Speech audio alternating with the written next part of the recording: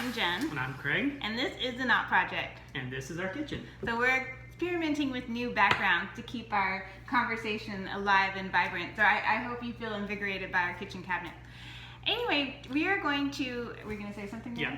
So for those of you who do not know Jennifer on a very personal or even somewhat familiar manner, you have to understand that she cannot keep things the same for very, very long. The kitchen has been painted. This is only the second time. I understand, but I'm just saying that this is something they should get used to if they're going to continue to watch well, series of that. I like pretty things and not boring backgrounds, and last week was kind of boring with the blinds, so we're going with something new. Yep. Okay, so ironically, we're talking about distractions this week. Clearly, we're getting a little distracted in our video here, but That was all planned. It was all planned. It wasn't really. So the overarching kind of theme for the next couple weeks is priorities. What are our priorities? What do we say our priorities are? How do we live those out? And sometimes we don't. Sometimes our calendars do not actually match up with our stated priorities. How do we set intention to really live into those priorities and give life to those relationships? And what are the distractions that keep us from doing that?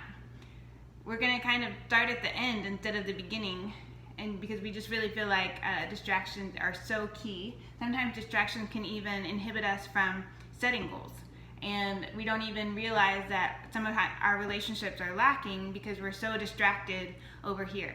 And Satan definitely likes to keep us from understanding and realizing that our relationships might be suffering or just not even living in the fullness of what they could be because we're so busy over in these other parts of our lives.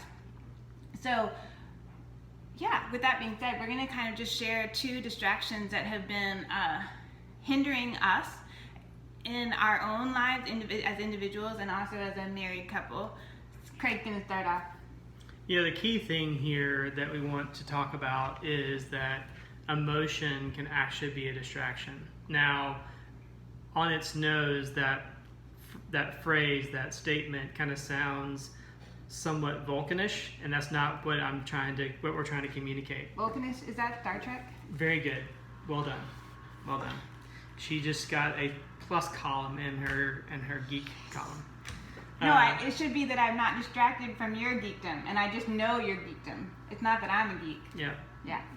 Anyway. That's very true. Yeah. So, yes, emotion can be a distraction, and what we mean by that is, these are going to be the examples that we use. So the one we're going to talk about for me is my desire to be healthy and in my weight loss. So, how many pounds are you down now? 23. 23 pounds. Okay, good job. Thanks. Yeah. So that's a distraction. Sorry. From the main thing. But so the feelings that I would often go through, and I'm not unique in this with anyone who's struggled with weight loss and food in particular, is that you start well and then you start to either plateau or you hit a wall of something you can't move past, whether it be you can't make that 5K mark, or you can't lose the last 5 pounds. You can't lose those last 5 pounds. And the feelings you start to begin to feel are doubt and anxiety, and sometimes even like it's demotivating type phrases like I always do this, or I'm not strong enough, or just despair. I'll always be like this. Mm-hmm. This is the third time. I'm never going to be successful.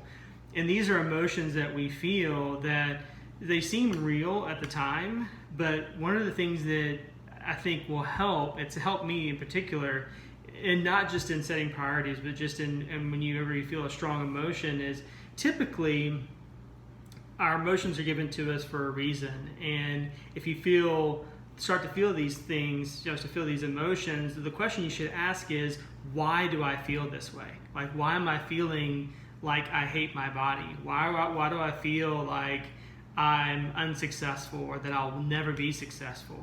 And that's a really good question to ask. And you may not have the answer immediately, but you should dig into that, because anytime you feel an emotion that seems out of place, there's a reason for that.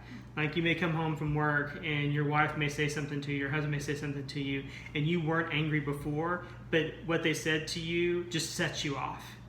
And if you think about what they said and how they said it, there would be no reason for you to be angry. And so you say, well, why am I so angry? It may be for something else happened that day. Or it could be that something happened months ago, and the way your spouse looked at you, or the phrase that they used, just lit that fuse. And that can, instead of it turning into a knockdown, drag out fight, it can turn to a really good conversation with your spouse. So want to come back to this idea that be self-aware of what you're feeling and why you're feeling it, particularly when you are moving towards a goal and you're getting close to that goal. Because like Jim mentioned earlier, we are opposed by an enemy, and the enemy has been around a long time, longer than we have, understands how the human psyche works, understands how emotions work, understands how humans work, and will manipulate situations and events and you to throw you off, especially as you get close to that goal. Things get harder as you get closer to that goal. Whether it's like a weight loss goal or if it's improving intimacy in your marriage goal. Yeah. So don't let your emotions that you're feeling be a distraction. They can definitely be a guide. They can definitely be a way to lead you deeper into relationship, because God wants you to live wholeheartedly, and your emotions are definitely centered in our heart. But just know why you're feeling it at that time, and own it if it's correct, and if it's not, then let it go and move forward. So this morning, I woke up to this email saying from a local area neighborhood.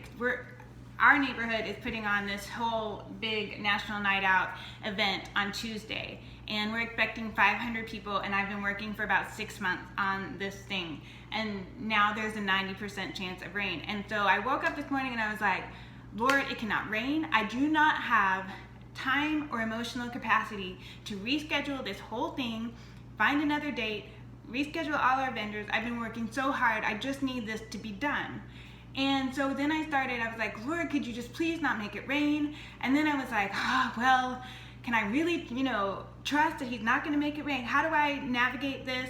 And so I wrote in my journal, what I'm wondering now, what's the difference between being responsible and being untrusting? And I was like, they say faith can move mountains, and we just need to have faith. And how do I practice and live out faith, whether or not it rains or it's sunny? And I just realized that my anxiety is such a distraction from having joy and being intentional in my relationship. So I realize that oftentimes I'll say, okay, God, I'm anxious. I need you to fix this, or I need you to do this. And then I go make all my contingency plans in case he doesn't fix it or change it the way I want him to fix it or change it. And I realized this morning, whether or not it rains, God is with me through this process. And if I have to reschedule it, if I asked him to help me give emotional and physical time and space, he promises to deliver that. And it was so freeing, because I realized I could stop my anxiety, that anxious, constantly turning over and over in my mind, all of these different plans, and just rest that we'll make a decision Monday morning. I have all of Sunday to be joyful and intentional and enjoy the beautiful day, and not let it wreck my time with my family. And I think that once we, just like Craig said, once we realize what the distraction is, whether it's negative thoughts about ourselves, whether it's feelings of hopelessness and despair, whether it's anxiety, all of these things we can bring to God and say, this is not what you intended for me, and I'm feeling this emotion, but is it really true? Does it match up with who you are and who you called me to be? And so this week, what we want you guys to do is think about distractions in your life. They may be tangible, like Facebook, video games, I don't even know, like redecorating your house. I mean, there's a difference between enjoyable activities that are relaxation but they're distractions when they're continually pulling. When you say they're continually pulling away, it pulls you into that realm of busyness. yes, or numbness, really. Avoiding things. If they're detracting from your goal. What are those things in your life that are inhibiting you from meeting the goals that you set for yourself and keeping you from the relationships that should bring life and joy to you? So that's where we're going to leave you right now, and we'll hope that you will come back next week as we continue to dig into this topic, because there's so much freedom, I think, to be gained from identifying those distractions and then working with Jesus to get them out of your life. Good? Sounds good. All right. Y'all pray for no rain on Tuesday, and we'll see you next week. All right. Bye.